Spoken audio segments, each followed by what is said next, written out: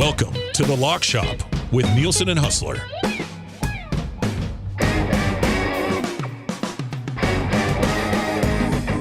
What is up, Lock Shoppers? Welcome to the Lock Shop right here at Edmonton Sports Talk, your clear choice for Edmonton Sports, presented by Play Alberta. Matt Owanick in for Dustin Nielson on this Wednesday. He's today off to Winnipeg.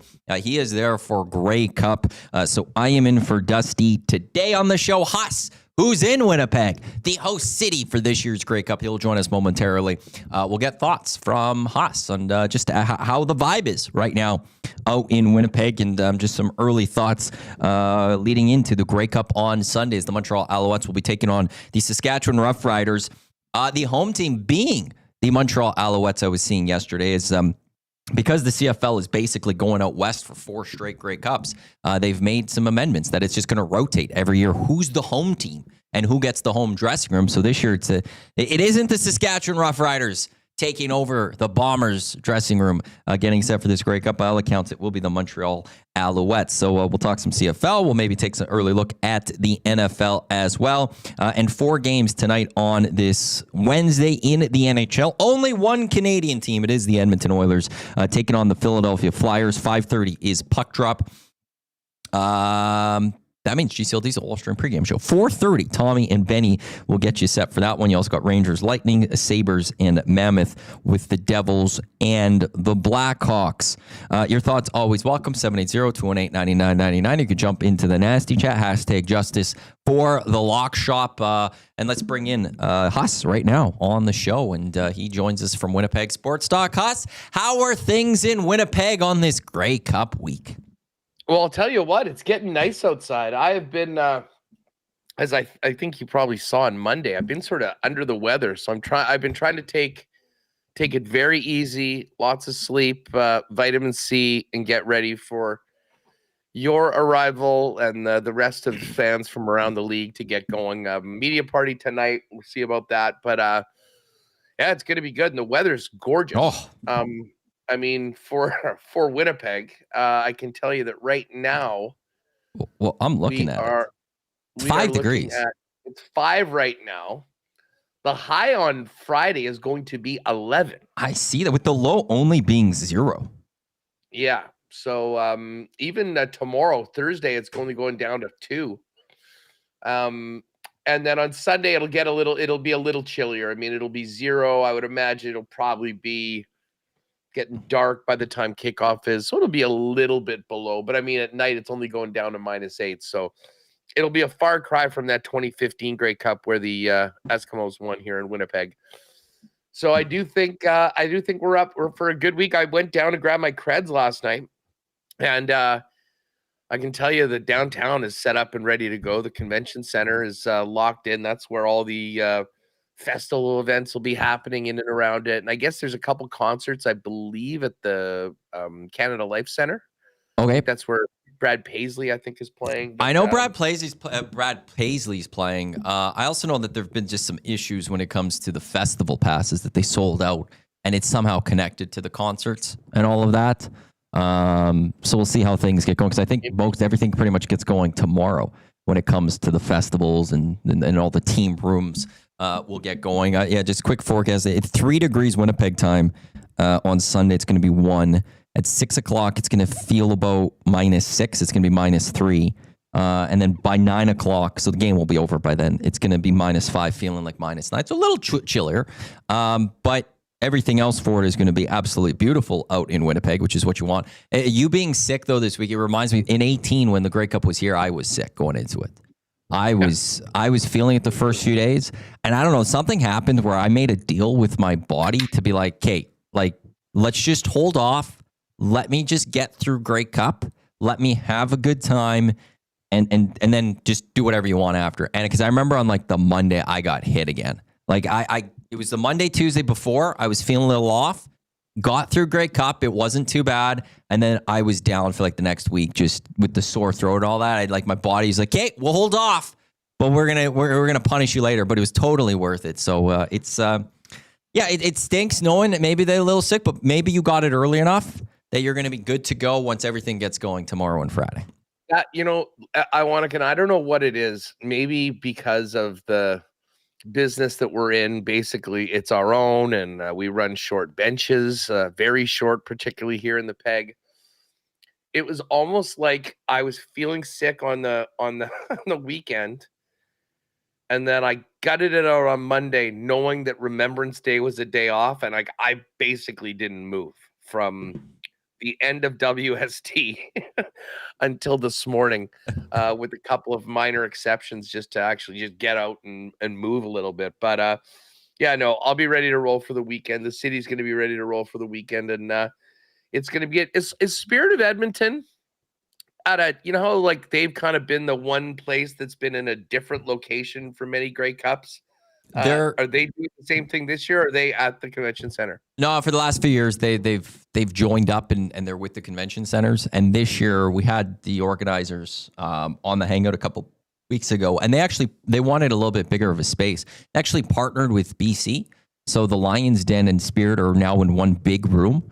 And there's the Spirit part, which is the regular, everything of Spirit of Edmonton. And then on the other end of the room, there's going to be like couches, and like the Lions Den is a little bit more of like a sports bar type feel. They're going to have screens for any sports that are going on that you can go sit and watch that. So, but now just one big room between the Lions and the Spirit of Edmonton for that one. But yeah, no, they're at the convention center. So I think everything's going there.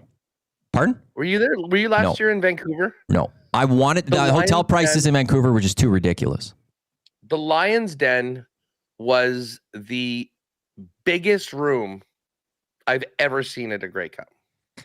It was so huge, but it actually worked out well because, funny enough, the Saturday night of Grey Cup was also the night of that scam of a Jake Paul Mike Tyson fight. Oh yeah, but everyone sort of did want to see it. So they had it up on the screen. That's where we ended up watching it, and what a farce that was. But they had a huge, huge room. But I think Spirit of Edmonton has always been known as one of the best parties. So I think that'll help out BC, to sort of have like on the road. It's one thing doing it at home. It's another thing on the road. Yep. Obviously, neither team being in it. I'm sure Ryderville is going to be very action-packed. Touchdown Manitoba is going to be crazy this week. So I'm actually going to be doing my first ever Spirit of Edmonton breakfast. I've never done the Spirit of Edmonton breakfast. So on Saturday, I'll be wherever I have to be for 8:30, whatever it is, and doing my first ever Spirit of Edmonton breakfast, which I know can bring people down. It could make for a very long Saturday, because then there's also CFL Fans Fight Cancer event. It's taking place right by there, where people could come by. A lot of CFL fans from across the country come together. They raise money for cancer. We had Chris Agar on the hangout on Mondays. He's going to be shaving his head for cancer. If you want to donate, CFLFansFightCancer.com for more information. That, or if you're in the Winnipeg area, just check that site out for more information. That's 1 till 5, and then it's getting into the team rooms and doing that. Saturday's a long day.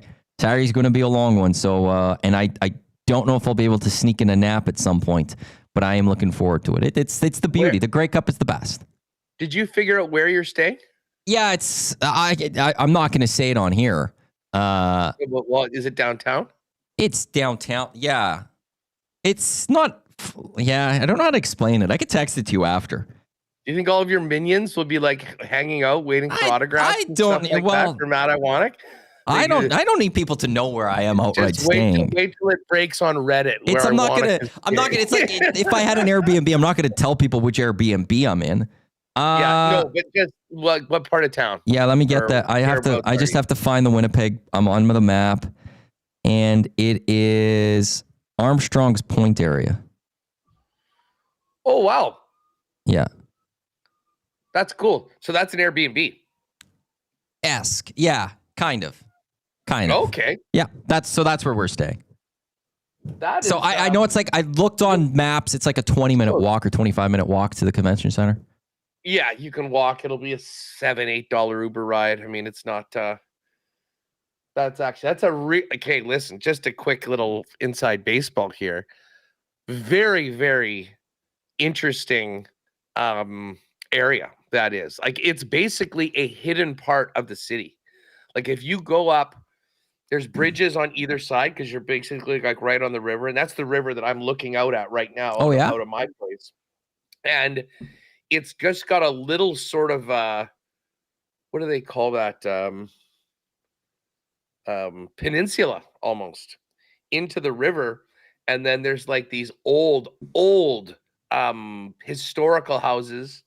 And but there's a lot of people that have lived in the city for like 80 years that have never gone in there because you have to basically kind of turn off the bridge right by this old library and then get into it. So The Cornish Library?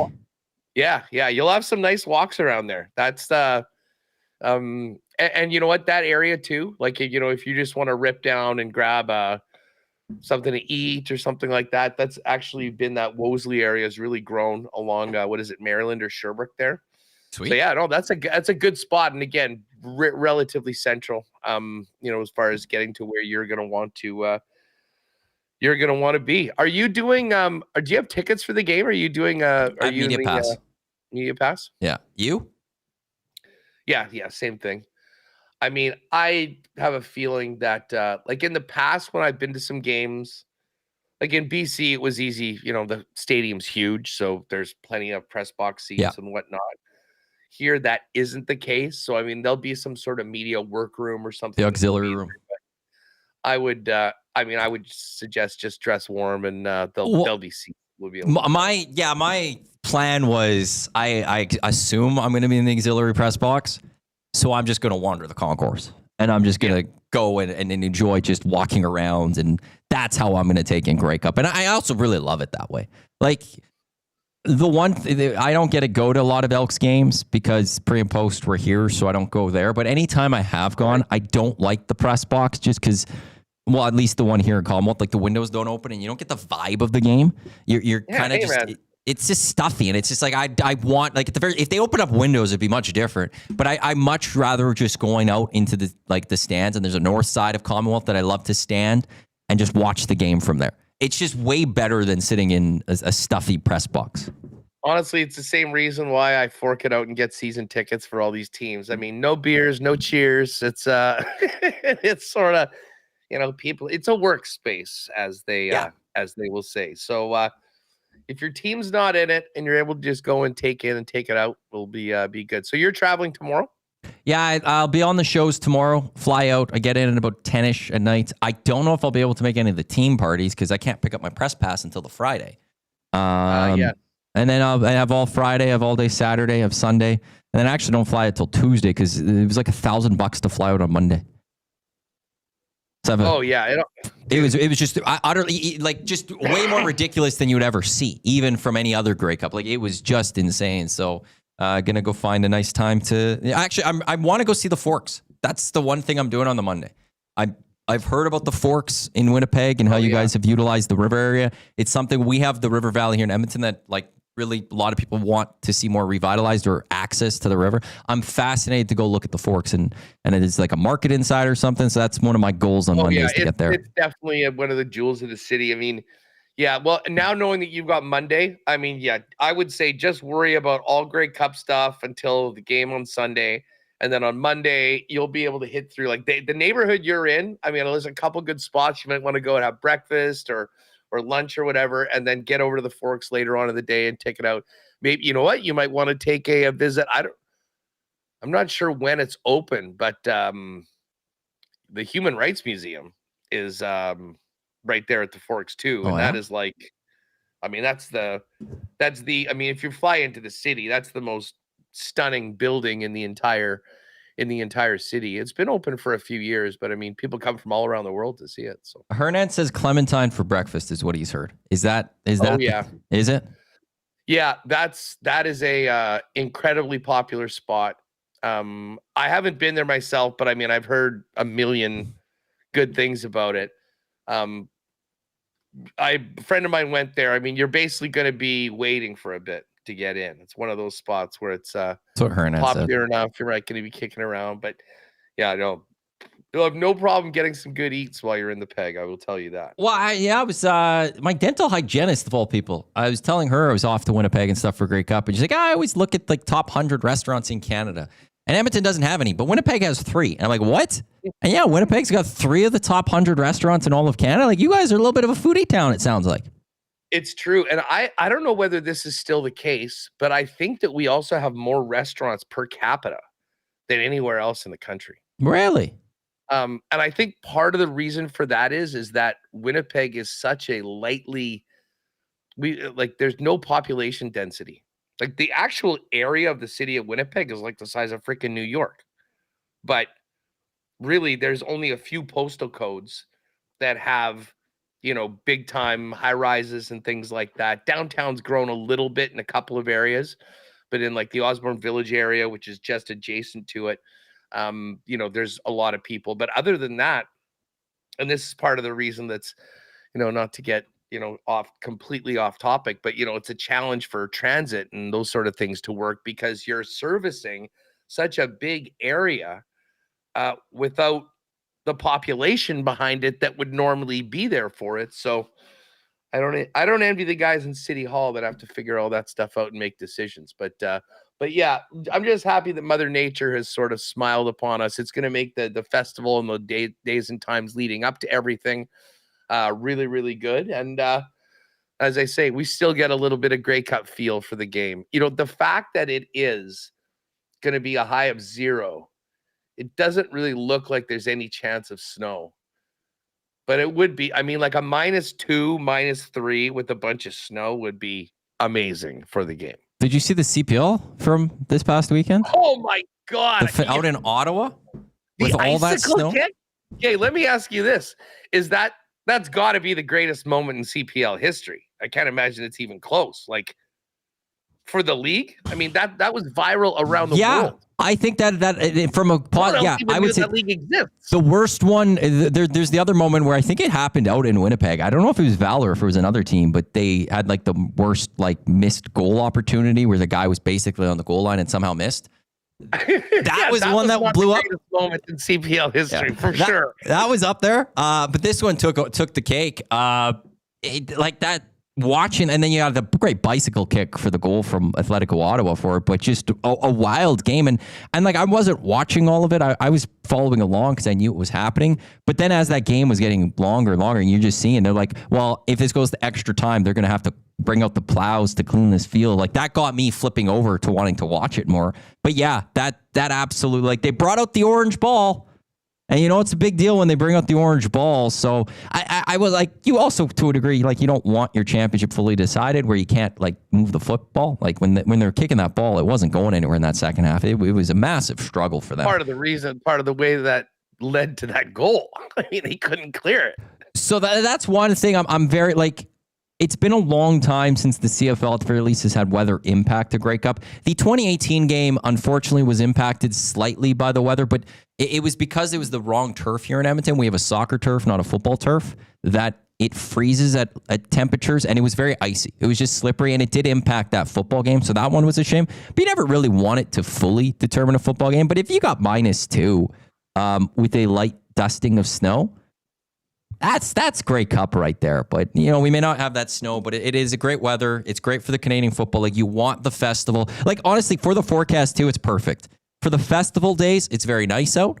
And then for Grey Cup Sunday, that's when it gets chillier. That's the coolest day of them all. And that's kind of what you want when it comes to the Grey Cup. Saskatchewan's -4 right now. Oh, go ahead. Just before we move off of the CPL, I've been meaning to ask you this question.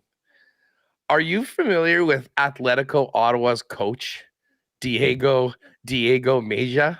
I am not. Okay, so get this, and this is part of the reason why it's unfortunate that these leagues aren't covered very much, and even people that are sort of in. But one of my good friends is like soccer hardo, in addition to fantasy football. I think he just does fantasy football but watches soccer. And credit to him, we need more people like this. He's big, like he follows the CPL, he knows all this. So I'm just going to read you a text from this guy about this coach. He's like, I don't know if you follow the CPL at all, but Atletico Ottawa's insane coach is probably one of the most entertaining coaches in all of sports. Forge has been the dominant team in the league by some margin. This year was no exception, finished worst in the regular season. but Ottawa's Nut Park coach has insisted all season long that Ottawa is the best team in the league. It's the best soccer team he has ever seen, totally trolling Forge. He kept on saying it, even though Ottawa didn't actually beat Forge until late in the season.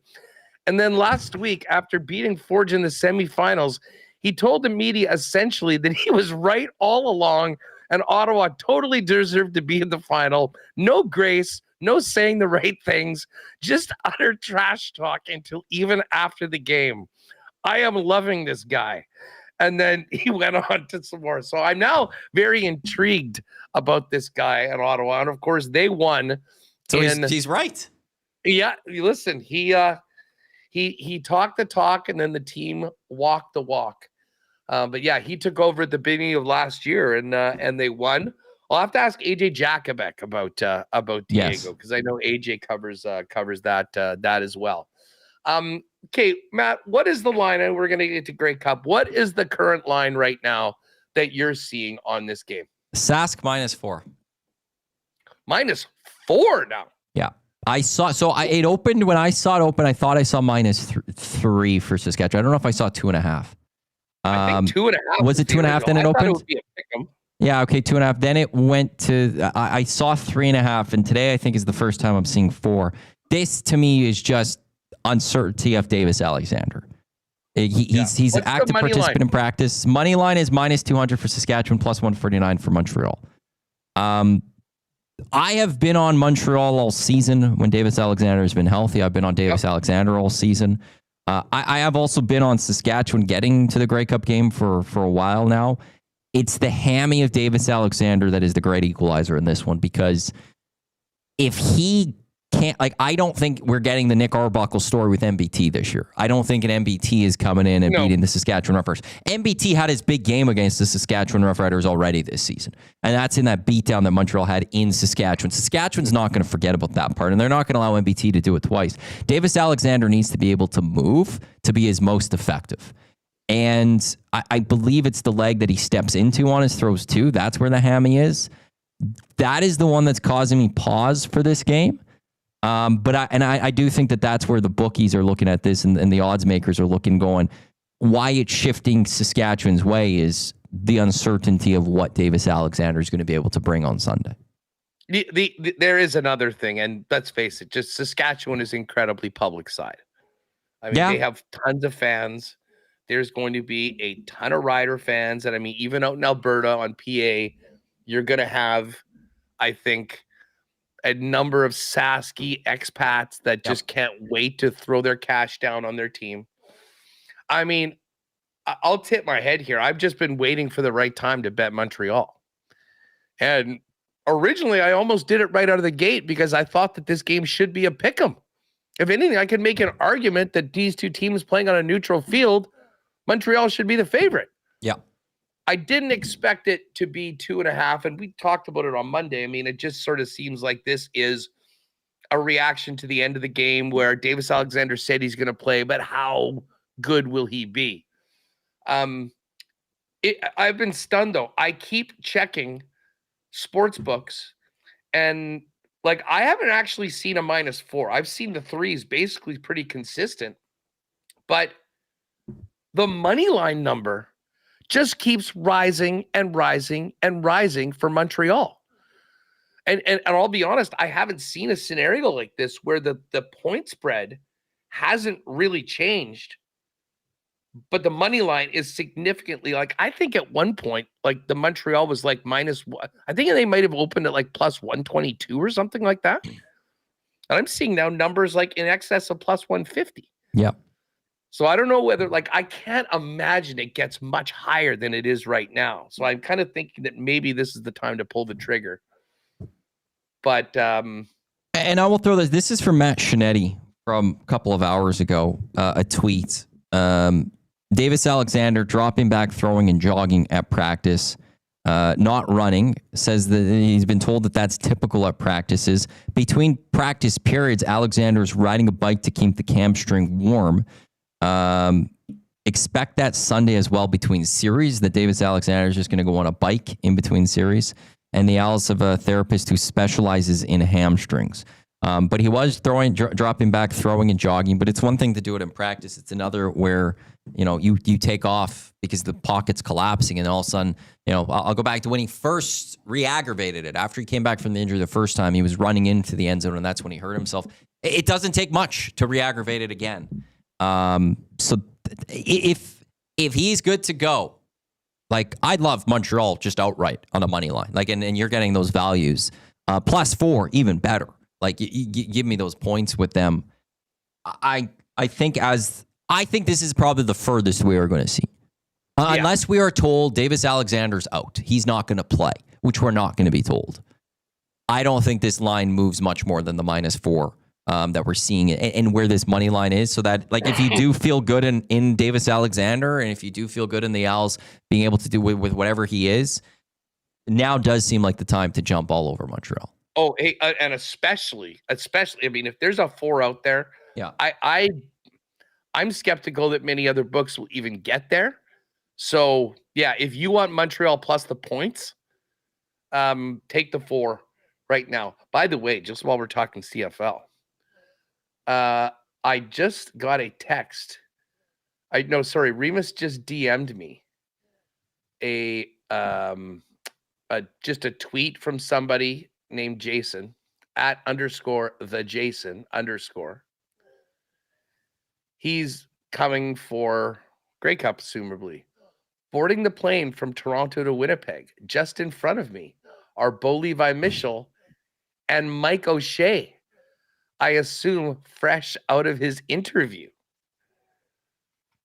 I still can't believe we're even talking about this right now, especially Grey Cup week, but it is somewhat intriguing. How surprised would you be if Mike O'Shea left the Winnipeg Blue Bombers and joined the Argos at this point?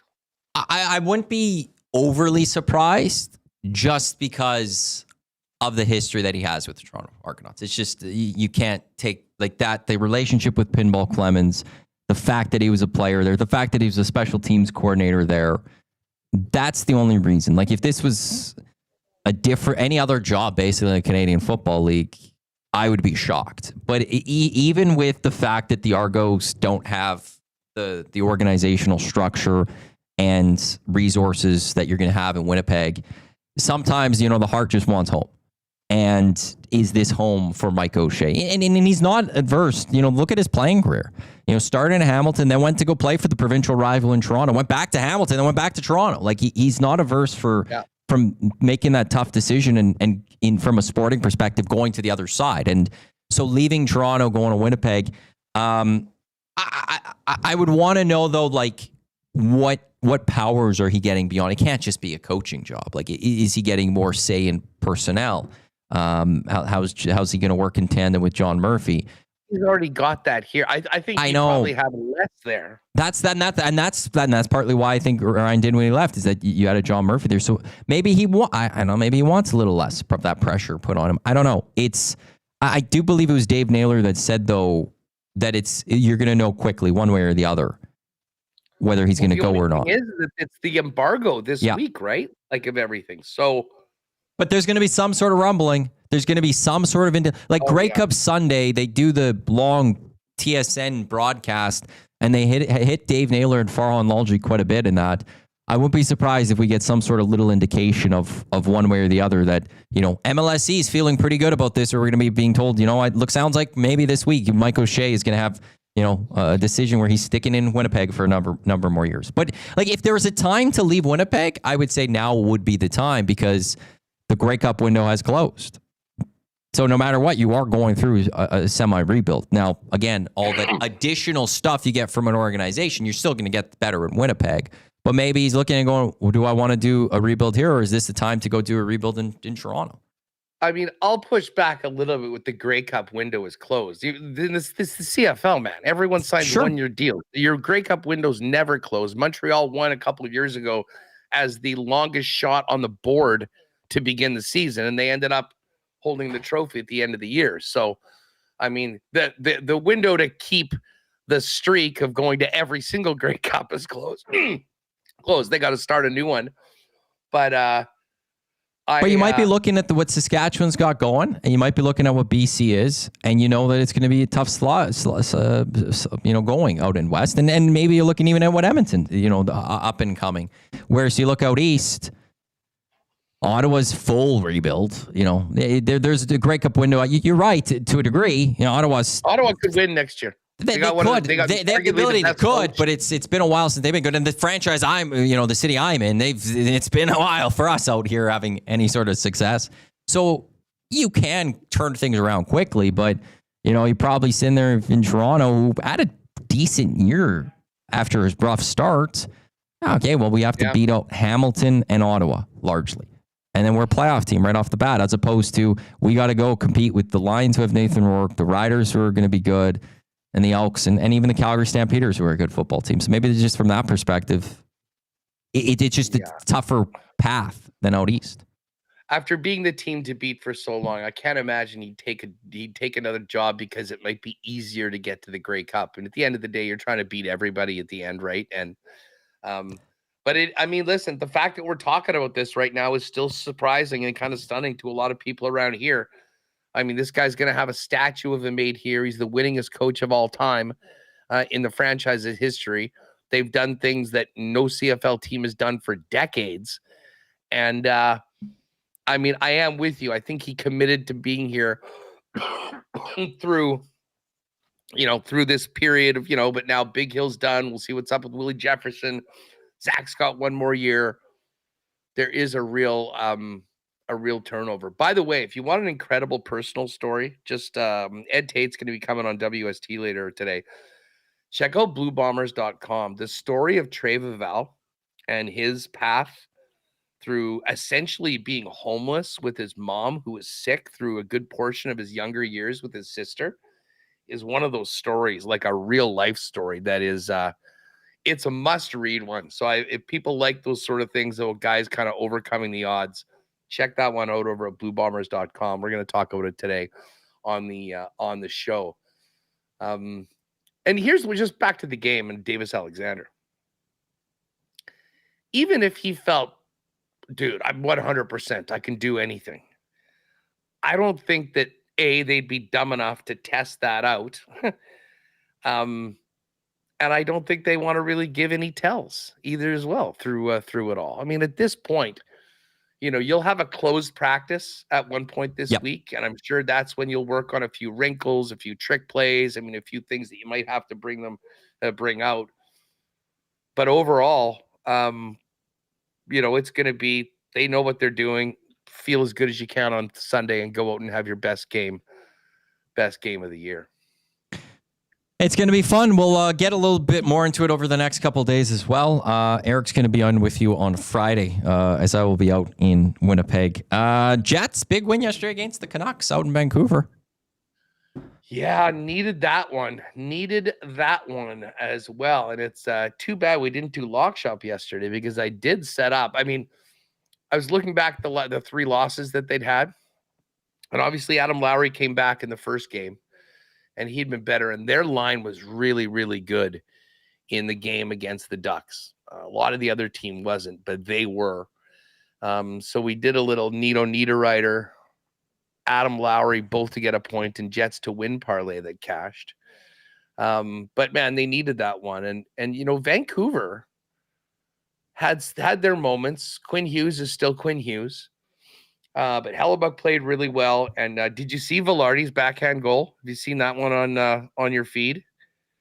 I mean, it was basically everywhere last night. Blind backhand, top shelf in the slot on the power play. Just an absolute, missile to the top corner. And Josh Morrissey had a goal and 2 assists last night. He had sort of a slow start. I think he only had 2 points in the first 7 or 8 games. He's now the only other defenseman outside of Cale Makar that is a point-per-game player in the National Hockey League right now. So he's really driving it. Taves scored last night. He's got another game in his I'm really excited to see what he and Perfetti can do together now that Cole's back in the lineup. So they desperately needed that win to avoid 4 losses in a row. We'll see whether they can salvage more out of Seattle and Calgary over the next 2 days on this road trip. 4 games in the NHL today, includes the Edmonton Oilers. They are taking on the Flyers. The Oilers starting a 7-game road trip out east, out in Philly. It's managed to get the victory on Monday in not a great game. Let me ask you about that, because listen, I expect the Oilers to be in the playoffs, and I'm not worried, but I did tune in to the EST post game, which was doing numbies on Saturday. And then I'm watching this game, and I had a 3-gamer that we put together. This is the Avs game you're talking about? This is the Columbus game on Monday. Colorado game. This is the Columbus game on Monday. Okay. And I'm like, okay, obviously they're going to bounce back and win this game. Now, fortunately, the ticket was already done because of the Leafs being the Leafs and losing to Boston. But I watched with quite interest, that they were down. They were down 3-1, and then the third period, McDavid. Yep. That was the McDavid show. He basically put the team on his back there, Matt. Which we haven't seen pretty much at all this season. It does make you think about, what do they have outside of he and Leon right now? Well, yeah, they're just overall, they're just not producing. They're not playing at the level that they need to be. And it's like they're just kind of going through the motions. And it's a long stretch to play meaningful hockey or just playing hockey from training camp in September all the way through end of June and doing it back-to-back years.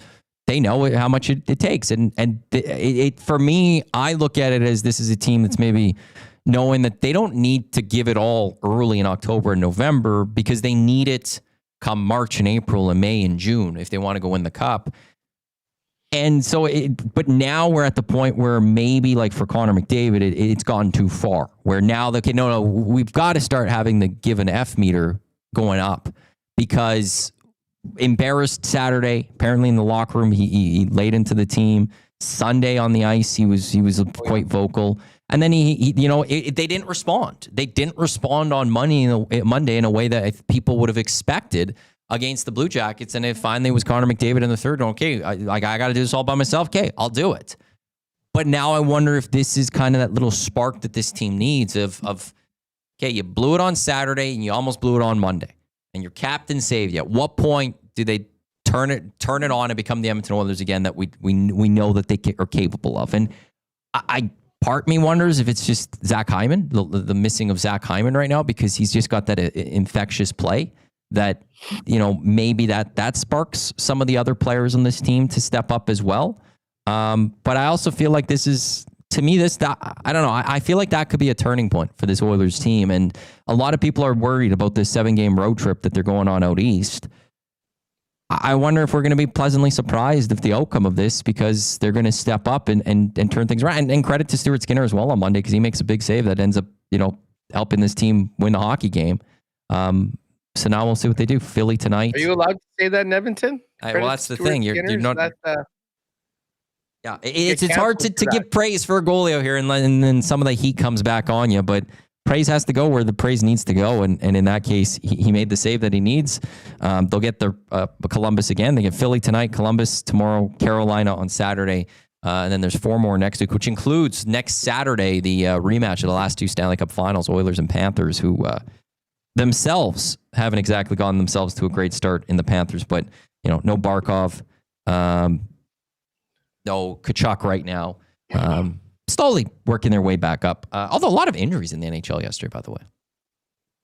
Demko left. Yeah. Austin Matthews was out. I'm missing one more. Stollers, I know, was left the Oiler game, or the Leaf game, I should say. So a little bit of an injury. Do you want to build a little bit of a lock shot parlay for the 4 games today? I do. I definitely do.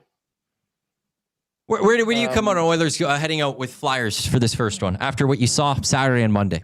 You with me that this is maybe a turn, or do you think you're a little skeptical right now of them? Well, that was my call on Monday or whatever, the Tuesday against Columbus. Monday, yeah. And I was incredibly disappointed with them. As I say, Connor McDavid prevented a full 5-alarm blaze on the post-game show with Gazzola and probably all day long on EST. Like, I meant to ask you, like, what was the reaction to that game? I mean, listen, at a certain point, you do relax and you exhale and like, okay, great, they won the game, and man, McDavid's incredible. But like, I didn't leave that game feeling better about the Oilers than I did beforehand. In fact, I'm like, man, if this is what it's going to take for them to beat Columbus, McDavid just basically doing some special things that even he can't do every single game. I mean, God, that spinorama goal was just, I mean, that'll be a top 10 goal of the year in the league. It was that good. And then doing it again later on.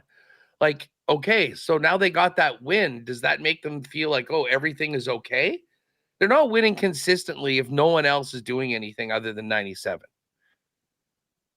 The reaction was it was mixed feelings where, okay, the team got 2 points. That's what they needed to get. But how they got the 2 points, in ways very fluky, very lucky, got some bounces that went their way that allowed them to snag those 2 points in that game with the Wallman goal and things like that. So it was mixed where there's frustration that it shouldn't have been in that spot, that after you lose 9-1, it should have been just the Oilers taking that game and dominating it. And really, to some people, they should have lost that hockey game. But, okay, they found a way to get that victory. But maybe this is a team that also now just needs to get away from home, have some, that people like to talk about the team bonding and being as a team together and stuff. Maybe that's what they need.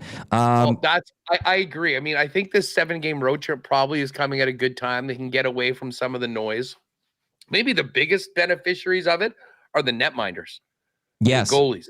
Yeah. Like, man, I mean, I get it. You're pros, you get paid a lot of money.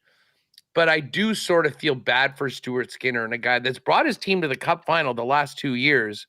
And like, he has a bad game, and every person in town seems to be saying, this guy sucks. He's not an NHL goalie. He's the reason why we're not winning. And that's not easy. So I think getting away will actually be a really good thing for them. Now, they're playing against a Philly team that is, I mean, certainly, in my opinion, not in their class.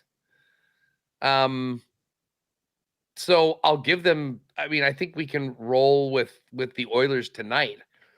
But I'll tell you what, this is a huge game for Edmonton. I mean, they pulled one out of the hat in extra time against Columbus. A nice, solid game by the team, and you win by a couple, and you move on. All right, that's what we've seen in the past.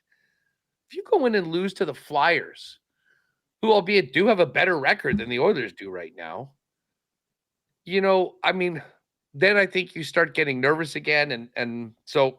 Well, you want to get the road trip off to a good start. You want to go snag some points 100%. To kick this going, and to drop 2 points when you play tomorrow night as well. They got 2 back-to-backs on this road trip, the first being these first 2 games.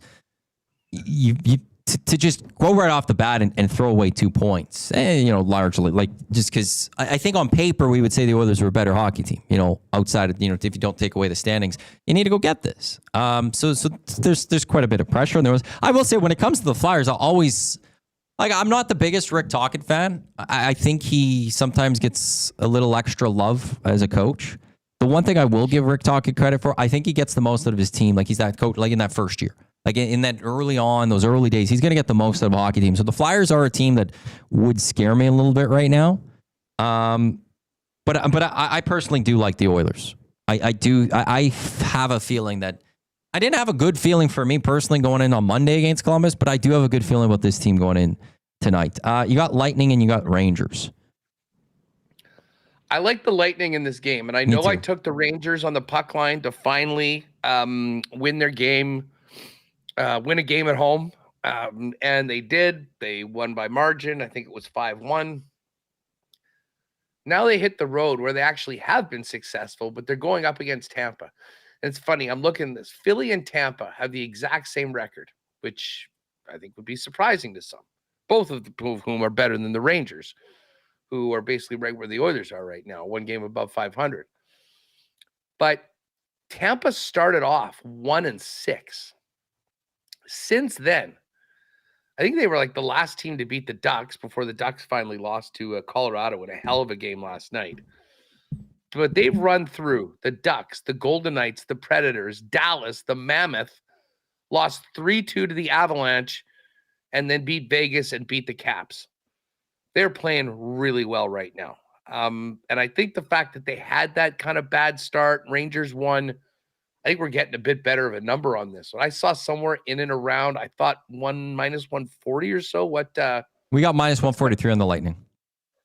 minus 143. I'm there with Tampa.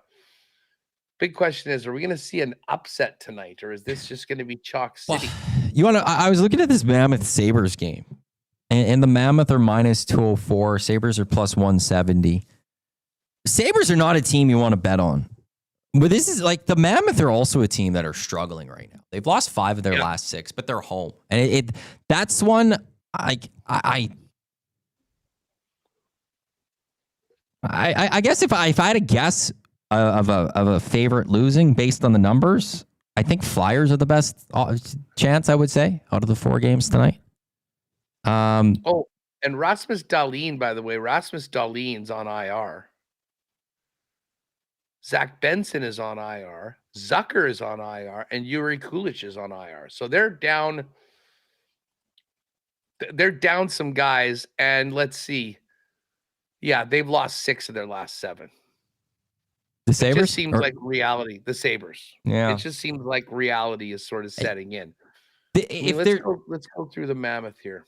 The 5 of their last 6, it's one of those, I guess, if the Mammoth want to be true contenders in the West, at that one point, they were the best team in the Western Conference just not too long ago. Yeah. This is a game you're going to have to win. This is a game you're going to have to then go get right the ship, because what other team are you then going to go beat? And you're back at home. I think they were on the road for quite a bit here. I don't know if this is their first home game back. This is their first game at home. Then, and you know what? They've had 1 home game in their last 9. Like, they had a 4-game road trip. They were actually here. They finished up in Edmonton.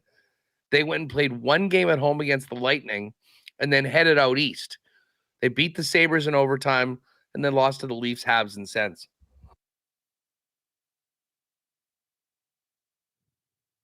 I like Utah, taking Utah on this. Like, I'm just, if I took Oilers Flyers out of this and I put Lightning Mammoth and went Devils Blackhawks, or I don't know where you stand on this. Blackhawks at home, they're playing well, but the Devils are a top team right now. But yeah, I like the Devils. Who would you take, Devils Blackhawks? Oh, I think I'd take the Devils. I mean, if we're trying to, I know we don't often just get the favored teams winning, but again, none of these teams are like big favorites. If I took the Oilers out and I went Lightning, Mammoth, and Devils, it's plus 315 before a little boost. And then I could build something for the Oilers on its own. Oh, I see what you're saying. We take the Oilers off the ticket and go Utah, Lightning, and the Devils. Correct. Yeah, I mean, the Oilers haven't given us much to trust them for so far. So yeah, you know what? Why don't you do that? Yeah, I mean, I'll do that one for a lock shop parlay. I'll build just an Oilers, because I don't know if we had an early bird bet today. I'll build an Oilers money line plus, now throw it out to the nasty check. Give me a player prop. What player prop do you want? If I did Oilers money line plus something else, and then we'll throw that one up there at some point as well. Oilers. Okay, give me who hasn't scored in forever. Let me pull up the lines too. Let's pull up these Oiler line combos. McDavid. Draisaitl hasn't scored very much lately, has he? Yeah, I was just trying to. He was actually the name I was thinking. I was going to go try to find him. He scored a couple games. He has 2 goals in his last 5 games. That is. Nuge is out for a week, so he won't be there. What do we have right now? Roslovic point, Leon point, 97 shots. So yeah, Matt Hyman, who is due, LOL. That goes to Hernan Salas in our AST afternoons. they do daily picks, and Hernan's always on just who's due. And it's he's had a rough run for a little bit, but then he finally got it. Matt Boldy was his guy for a while. But maybe I'll throw. What about a Draisaitl goal and a Roslovic point? I like that. Let's do it. Anything cooking on the blue line? Jake Wallman had a big game. He had a big game. I fully just wouldn't go with Bouchard right now at the moment as well. So I think if you did Oilers moneyline Leon goal, Roslovic point, that's a pretty nice little parlay that we can get up there as well. Huss, I'll just go. We have a couple more minutes left here, but any thoughts on Monday night from Eagles Packers? Terrible game. Were we putting the Packers on fraud watch yet? Like, Matt, they had that amazing game at the start of the year against the Lions. Yes, that's the only good win they have. They tied the Cowboys.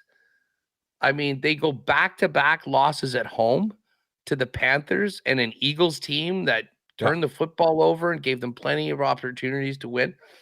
The other takeaway, though, is that Nick Sirianni is either insane or an idiot. Like, what the hell was happening there at the end of the game? They threw twice. Both. That was one of the dumbest things I've ever seen. I prayed that the Packers, who had no business ever seeing the ball again, kicked that field goal, and they somehow lost that game, because that would have been legitimately fireable offense. I'll agree. Packers, to me, full fraud watch. Lions in a couple weeks on Thanksgiving, I believe that one will be the 27th. Is that Thanksgiving? Yeah, Thanksgiving. Right on a big game, primetime game in a sense, with that Thanksgiving game, but the game on that Thursday. They're going to have a lot to show, because they don't have a lot of good wins this season outside of the Lions to start this season. And weirdness sometimes happens to start this season. Who do you think the favorite is to win the NFC right now without looking? The Lions? They're third. Rams? The Rams. Yeah. The Rams, then the Eagles, then the Lions, then the Seahawks. And how about the two games? I mean, it really sucks that it's this weekend. We're going to be at Grey Cup, because you got Chiefs Broncos in the late window and that Rams Seahawks game. I wish that one was maybe flexed. Last year was Bills Chiefs. I think it's Detroit Philly in the Sunday nighter. So excellent games this weekend right now. But that was a little surprising that the Rams right now, the favorite, and the Chiefs, a pretty significant favorite in the AFC right now still.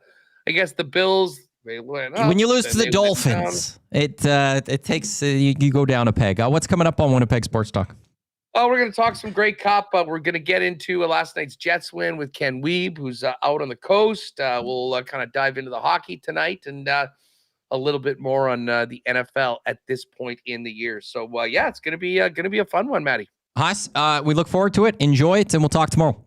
See you in the peg. Oh, yes. Sorry, I'll be out back on tomorrow. Winnipeg Sports Talk. Huss, Remus coming up on Winnipeg Sports Talk. Go check them out. Coming up here on Edmonton Sports Talk, it is the Oil Stream. Trev and Tommy with you right here on Edmonton Sports Talk. Your clear choice for Edmonton Sports. Presented by Play Alberta. I'll get those two parlays up on EST specials for you.